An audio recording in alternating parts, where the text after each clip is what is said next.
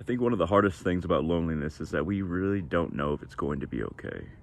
We don't know that if we keep on believing, or if we keep on choosing to believe, that we put our willpower into it, that we try to find a solution, that if we keep on trusting the powers that be, the universe, God, spirits, our soul, our deeper self, the plan that our soul set out on when it bought this life. If you believe in reincarnation, we don't really know if it's going to work out. We don't know if everything's going to be okay. We don't know if we really have another half out there, or even a purpose, or just even a group to meet to where we feel like we really fit in. And that with those other puzzle pieces, that the grander picture of our life will make sense, will be a whole. And for me personally, it isn't so much about if supernatural things exist, or if there are gods, if there are spirits, or if there's some kind of universal system. I've experienced enough supernatural things and, even recorded enough paranormal things to feel like supernatural things exist and the gods exist and spirits exist. Enough things have happened to where that's not so much a doubt in my mind. I'm not saying that means it's absolutely true, but there's no doubt in me about that stuff. It's just the certainty, the certitude that is the most painful. Not knowing if your trust is well placed no matter where you place it, or if everything is meant to work out in this lifetime. If not knowing if what you're experiencing isn't just some prolonged punishment that you're going to experience for this entire life and another life maybe, or if you're just blowing up the psychodrama in your head up to massive proportions to where it's all you can see and you can't see all the things that are going right. You can't see all the things that are working out and could work out and all the possibilities. We don't know if we're even seeing the proportions of our reality correctly.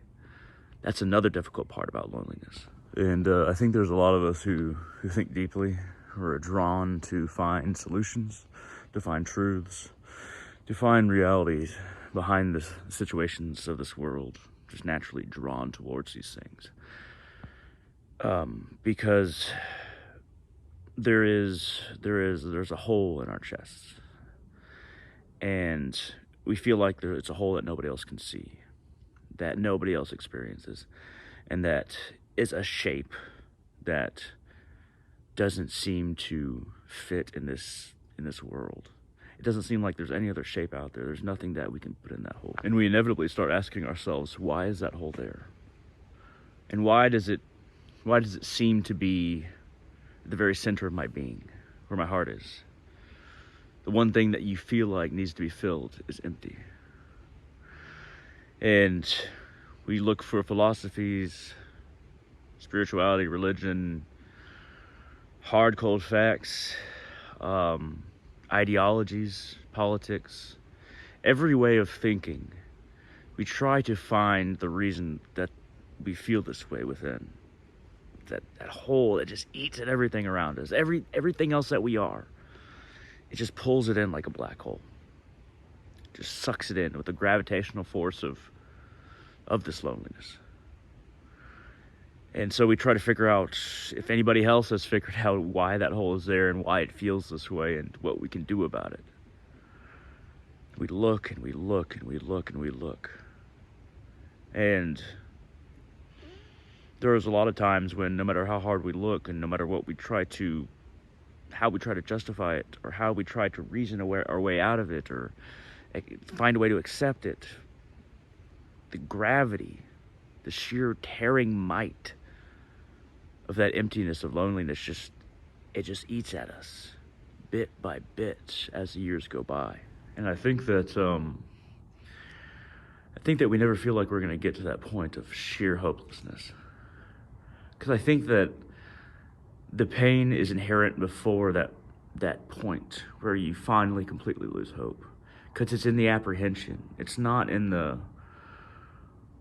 worrying if you're not gonna, if you're gonna be lonely or not, or if you're gonna find somebody, if you're gonna find a group, if you're gonna find if you're going to find your place in some way, shape, or fashion, it is the apprehension of not knowing.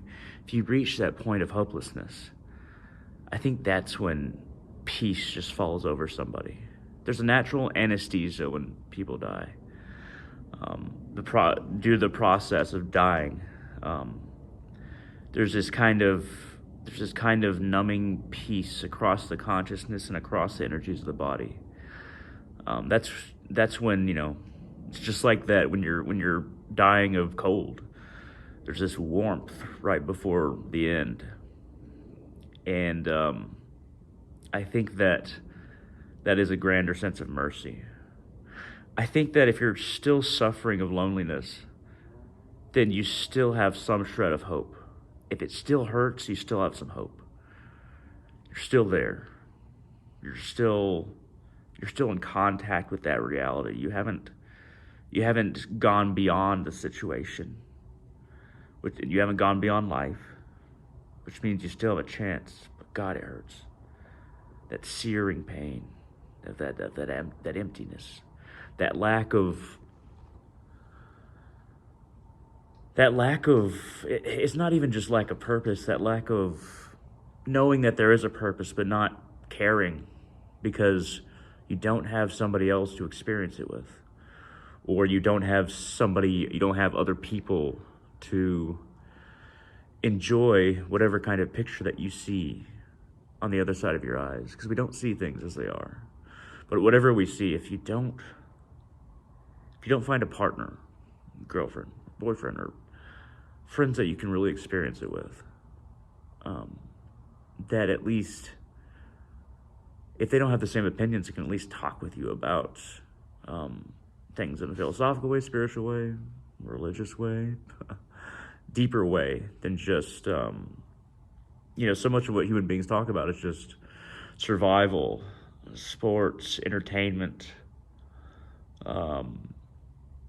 strange, interpersonal games. There was a while where I was wondering, am I the only one who questions and thinks deeply, or tries to look behind things, feels what I do, tries to find what I try to find? And over time, I've realized there's more people like me. I've met them, but compared to that coldness around those experiences, the rest of life, around those meetings, around those good moments in friendships, now friendships lost, now relationships lost, there's just like this vacuum, this space, this darkness all around those points of light, of connectivity, of purpose not only realized but enjoyed with another. Sometimes I think human life is just it's a never-ending poem. It's a love poem without quite finding the love. Loneliness is the oldest feeling. It's the oldest feeling in all of existence ever. Strangely, it's why everything's separated, is to seek itself out and experience the lack and then the reunion. But there's that question, is Hunter me? Or are you? Ask yourself individually. Are we the ones to experience the lack and not the union? Is our part of the story the part of the story that isn't the coming home, that isn't the unrequited love finally requited? Are we the sad part of the story? And the truth is, I don't know. I don't know if we are that part of the story. But I know that the hardest part of walking a lonely path, or a path where you feel like everybody else's shadow creating the grander darkness around, the hardest part of that is feeling like you're walking it alone. That those moments of light that others provide if you are lonely,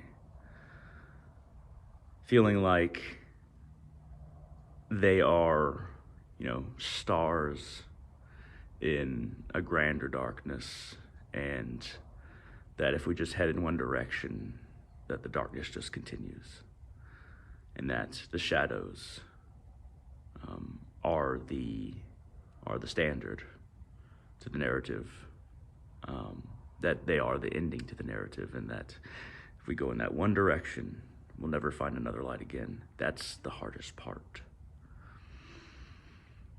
It's that old survival part of ourselves as animals, and still kind of animals, that